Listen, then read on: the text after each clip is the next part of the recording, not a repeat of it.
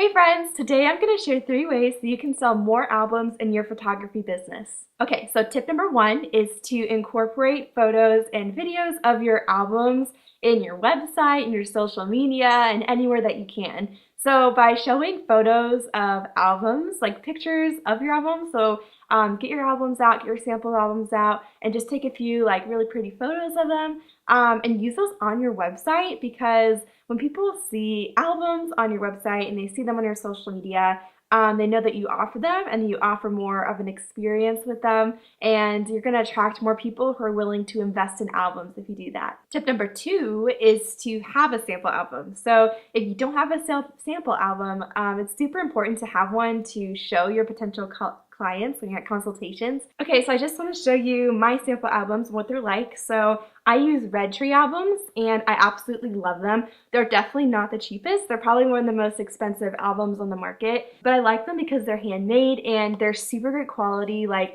compared to a lot of the other album companies I looked at, you can just tell holding these in your hands that they're going to last for decades. But some of the other album companies, I just didn't get that feel from them. If that's not super important to you, you could totally go with other album companies a little less expensive. But I love Red Tree albums because I know they're going to last a really long time.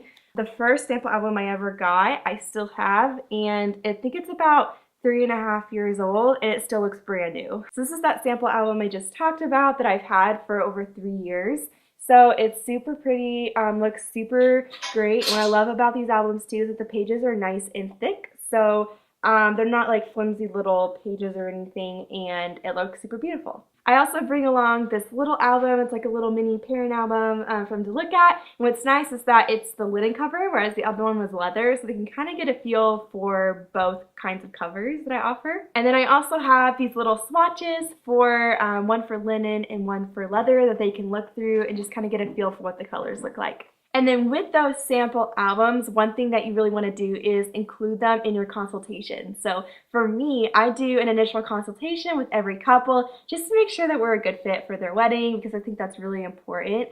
And I use the albums in the consultation. You can either just show them the albums and walk them through. That's what I used to do, but I used to not sell as many, so I kind of switched it up and used the album to bring up a lot of talking points about the wedding day. And by doing that, it's really helping them visualize like their wedding in a story in the album. And I think that's really helped to increase my album sales. And tip number 3 is to give some sort of incentive for people to buy albums from you. So there's a lot of different ways you can do this. You can either give them an incentive when they book, so the albums are cheaper upon booking than they are anytime afterward. You could give an incentive leading up to the wedding day, so it's anytime between booking and before their wedding, they get the album at a discount versus after their wedding. You could give some sort of incentive for every additional album they purchase, they get a bigger percentage off of the albums.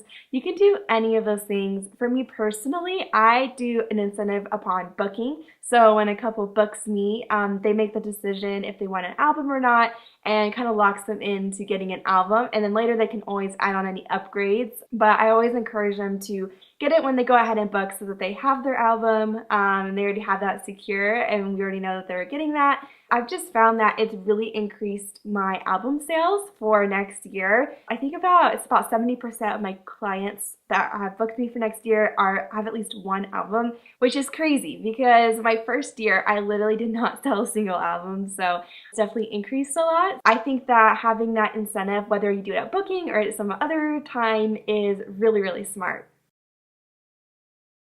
Michael, what are you doing? I might have dropped the hanger during that. Michael, for people to book. Why are you watching? Thank you.